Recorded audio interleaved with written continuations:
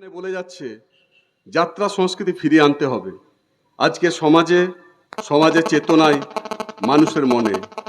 এই মঞ্চে সমস্ত শিল্পীর পক্ষ থেকে আমি নতজানু হয়ে বলি, হে ভগবান, আর একটা ভোলানাথ লোহার পাঠাও, যে আমাদের গ্রিন রুমে বসে বলবে, ভয় কি রে খেপা, আমি তো আছি। আমরা তার সাহসকে মূলধন করে আজকে যাত্রাপালা, পুত্রবধূ সিঁদুর চুরি। আমাদের যাত্রা দল ও ফাল্গুনী সঙ্গের কর্ণধার মাননীয় ভোলানাথ লোহারকে 2025 সালে সেপ্টেম্বর মাসে আমরা হারিয়েছি।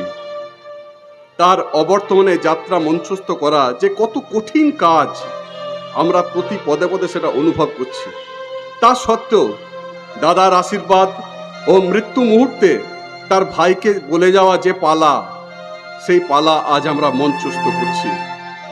তাই ভোলানাথ লোহারকে শত কোটি প্রণাম জানিয়ে আমরা গর্বের সঙ্গে ঘোষণা করছি যে এবছর থেকে এই যাত্রা মঞ্চের নাম ভোলানাথ লোহার স্মৃতি মঞ্চ হিসেবে উৎসর্গ করা হলো। সবশেষে বলি, আপনারা আমাদের কাছে ভগবান রূপী দর্শক, তাই যাত্রা শেষ, সংলাপ শেষ না হওয়া পর্যন্ত নিজ নিজ আসন ছেড়ে উঠবেন না, এবং যাত্রা শেষে আপনাদের সুচিন্তিত মতামত আমাদের পাথেয়। ঘোষণাটি শেষ হলো।